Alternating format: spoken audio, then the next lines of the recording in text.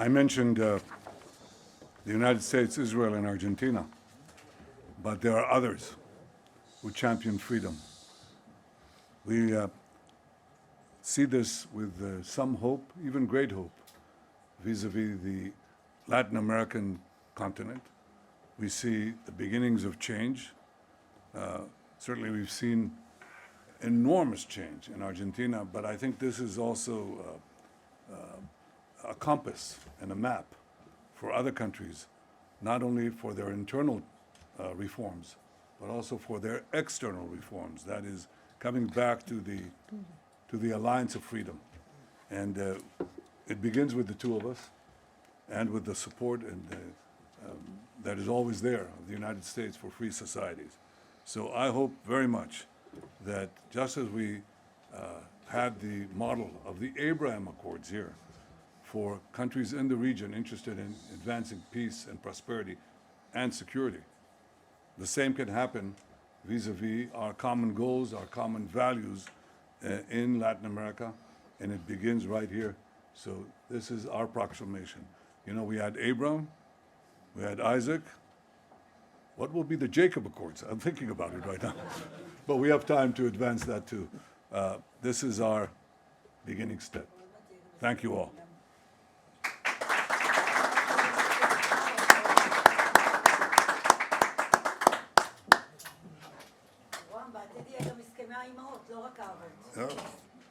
The Leah Accords.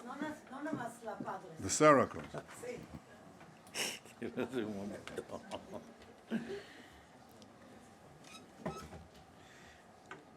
Primer ministro Netanyahu, my friend, my dearest friend, y a todos los presentes. Me llena de orgullo estar aquí ante todos ustedes en un momento histórico para nuestros países.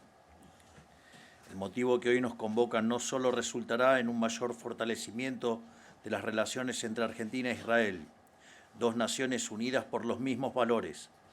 También significa un gran paso hacia adelante en la construcción de un hemisferio americano más libre, más seguro y más próspero para todos nuestros pueblos. Vivimos un momento en que los valores que nos dieron civilización, la libertad, la democracia, el Estado de Derecho, enfrentan desafíos crecientes. Frente a esto, las naciones que comparten esos valores tienen una responsabilidad: organizarse, cooperar y actuar juntas. Fue en ese espíritu que en 2020, bajo el liderazgo del presidente Donald Trump y del primer ministro Netanyahu, nacieron los Acuerdos de Abraham, un hito histórico, solo posible gracias a la visión, fortaleza y compromiso con la paz del presidente Trump, que le dio a Israel el reconocimiento diplomático que le era largamente adeudado por parte de sus vecinos árabes. En esta línea, el presidente Trump sostiene actualmente su convicción inquebrantable de que Medio Oriente necesita paz, crecimiento y desarrollo lejos de los extremismos que tanto daño han causado en el pasado, y su liderazgo es clave para ponerle fin a la inestabilidad de la región. Isaac es el hijo de Abraham. Inspirado en ese ejemplo y honrando esa tradición, hoy presentamos los Acuerdos de Isaac, una iniciativa que busca extender ese mismo espíritu a Latinoamérica, fortalecer los vínculos diplomáticos, comerciales, culturales y estratégicos entre Israel y las naciones de nuestra región, y sumar voluntades en la lucha contra el terrorismo, el antisemitismo y el narcotráfico, con una invitación abierta a todas las naciones que comparten esos valores y desean sumarse. Durante décadas, nuestra región ha sido arrastrada hacia la decadencia por gobiernos de izquierda y anticapitalistas que hicieron causa común con el terrorismo, el narcotráfico y el antisemitismo. Eso tiene que cambiar. Y hoy, con el respaldo de Estados Unidos, tenemos la oportunidad de producir ese cambio transformador. Esto no es improvisado. Desde el inicio de esta administración, la Argentina ha tomado iniciativas claras y coherentes con los valores que hoy nos congregan. Firmamos el memorándum de entendimiento por la democracia y la libertad entre Argentina e Israel. Declaramos como organizaciones terroristas a Hamás, a la Guardia Revolucionaria de Irán y a los capítulos del Líbano, de Egipto y de Jordania de la Hermandad Musulmana. Convertimos a la Argentina en el primer país sudamericano en presidir la Alianza Internacional para la Memoria del Holocausto. Expresamos nuestro firme apoyo a Estados Unidos y a Israel en su guerra contra el terrorismo y contra el régimen iraní. No solo porque es lo correcto, sino porque nuestros países son hermanos en el dolor. La Argentina fue víctima de cobardes ataques terroristas a la AMIA y a la Embajada de Israel, ambos instigados por la República Islámica de Irán, según pudo determinar la justicia argentina, y al día de hoy aún pedimos justicia. Y por último, reiteramos nuestra voluntad de trasladar la Embajada Argentina a Jerusalén apenas las condiciones lo permitan. Lo consideramos necesario, pero sobre todo justo. Oh.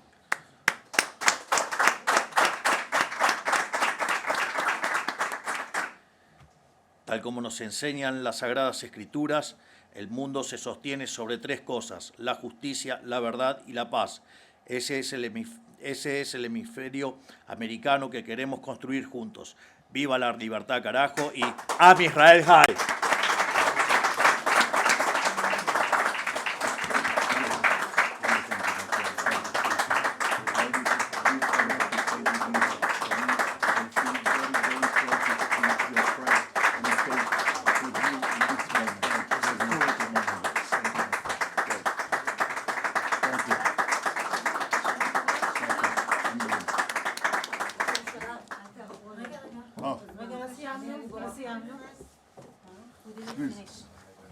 Thank you, President Miلیy. Muchas gracias.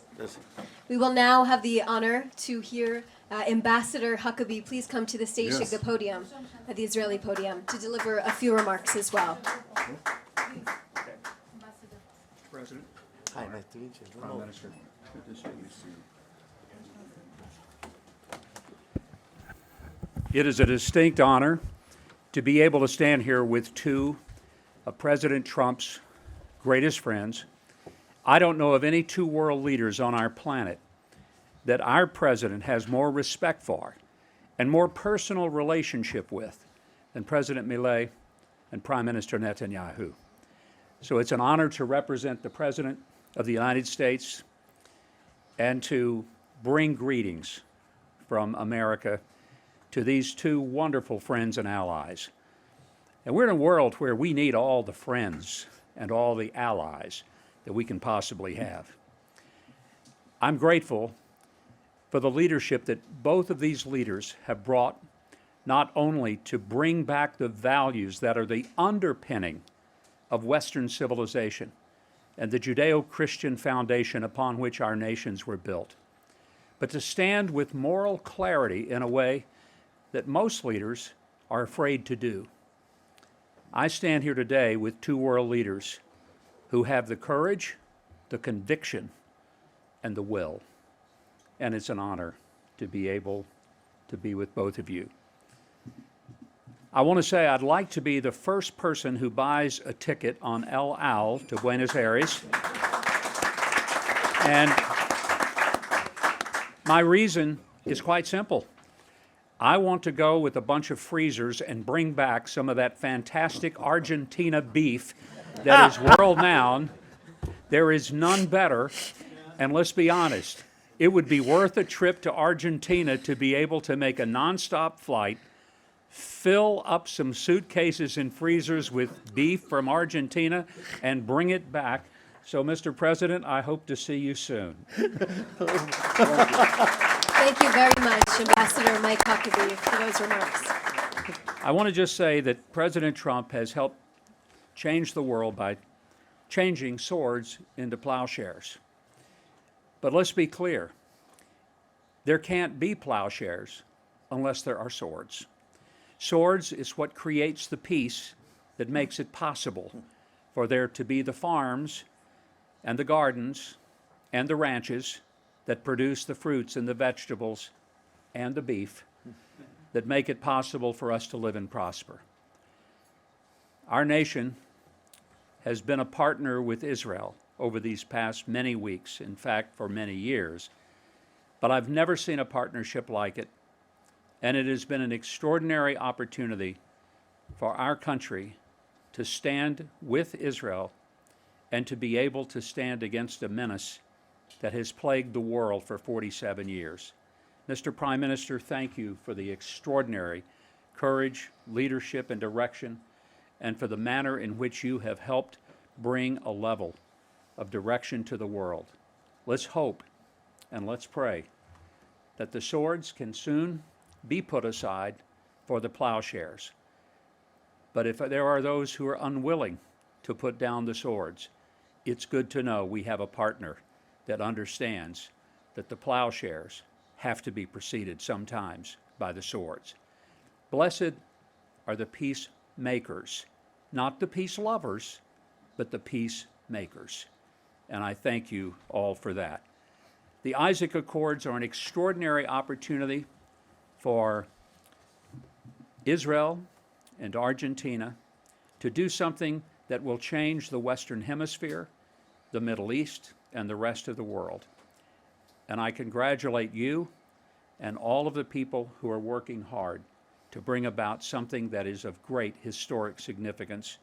And thank you both for bringing the leadership to that. Thank you.